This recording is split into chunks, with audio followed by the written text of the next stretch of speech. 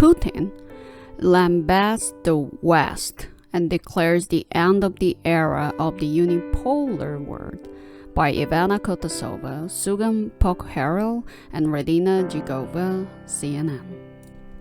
Russian President Vladimir Putin has declared the end of the era of the unipolar world in a combative speech that lambasted Western countries at the St.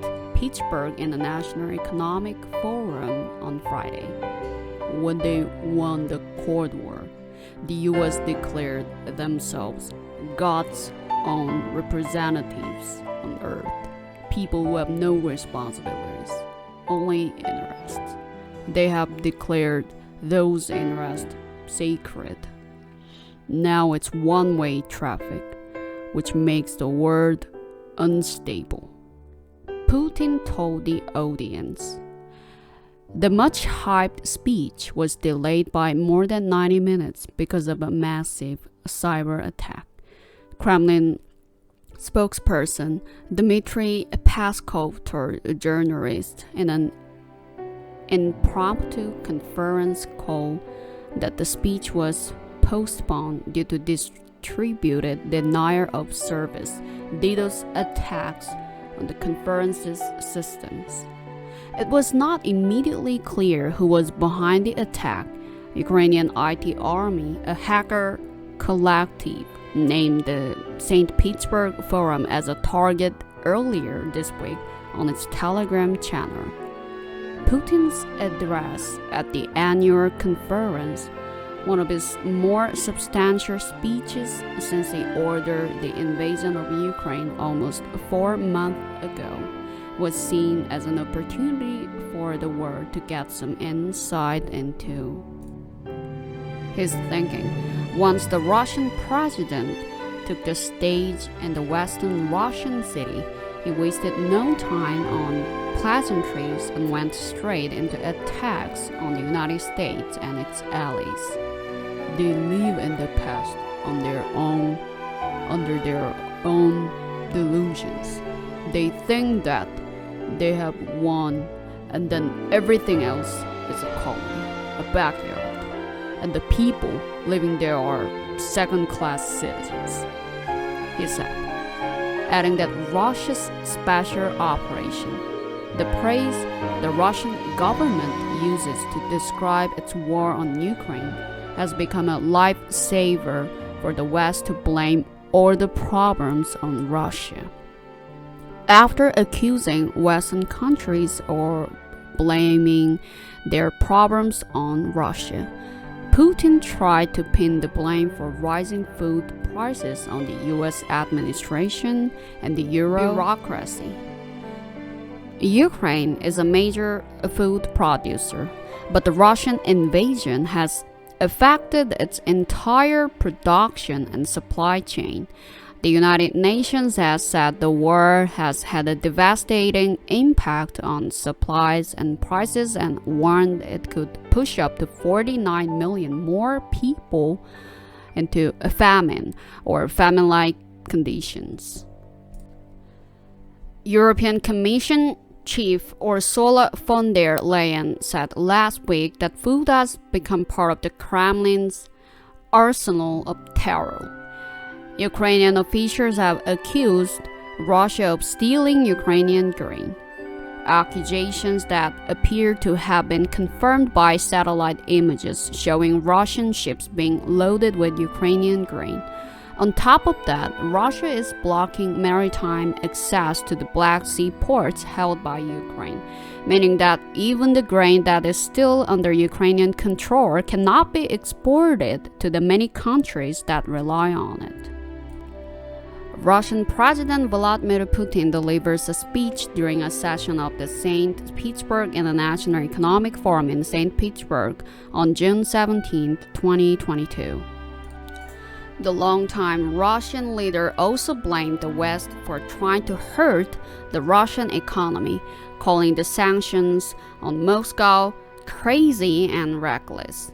Their intention is clear: to crush the Russian economy by breaking down the logistical chains.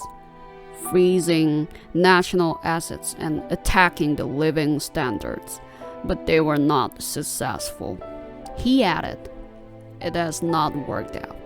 Russian business people have rallied together, working diligently, conscientiously, and step by step. We're normalizing the Russian economy." President has long framed his decision to launch an invasion of Ukraine as a response to Kyiv's growing diplomatic and security ties with the West. Last week, he hinted that his aim in Ukraine is the restoration of Russia as an imperial power. Putin claims Russia forced into the conflict in Ukraine. Speaking about this war in Ukraine on Friday, Putin went straight to his propaganda playbook, claiming Russia was forced into the conflict. He called the invasion the decision of a sovereign country that has an unconditional right to defend its security. A decision aimed at protecting our citizens, residents of the People's Republics of Donbass, who for 8 years were subjected to genocide by the Kyiv regime and neo-Nazis who received the full protection of the West. He said, the two areas, the self-declared Donetsk People's Republic DNR and Luhansk People's Republic LNR, fell under the control of Russia-backed separatists in 2014. The Kremlin has accused Ukrainian authorities of discriminating against ethnic Russians and Russian speakers in the regions, a charge Kyiv has denied. Starting 2019, Russian passports were offered to the residents of the two entities.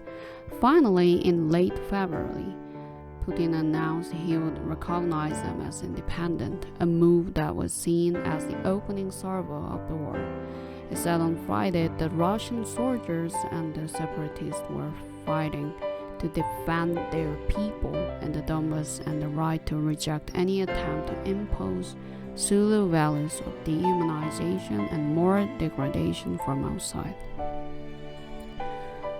No country other than Russia recognized the two as independent. Ukraine and the rest of the international community considers the territories to be under Russian occupation. The European Commission announced Friday that it was recommending Ukraine and neighboring Moldova as EU candidate states, with the Commission's chief Ursula von der Leyen saying that Ukrainians are ready to die for the European perspective. Speaking about the European Union on Friday, Putin said the bloc had lost the European Union has fully lost its sovereignty, and its elites are dancing to someone else's tune, harming their own population. Europeans and European businesses' real interests are totally ignored and swept aside, he said. He later added that Russia has nothing against Ukraine joining the EU. The EU is not a military political bloc, unlike NATO. Therefore, we have always said, and I have always said, that our position here is consistent, understandable. We have nothing against it, Putin said during a panel discussion following his speech. It is the sovereign decision of any country to join or not to join economic associations, and it is up to this economic association to accept new states as its members or not, as well as it is expedient for the EU. Let the EU countries themselves decide whether it will be for the benefit or to the detriment of Ukraine is also their business, he said. CNN's Anna Charnova, Vlad Plechan, Jahra Ula, Yuliana Bablova, Niam Kennedy, Amy Cassidy, and Sean Lingas contributed reporting.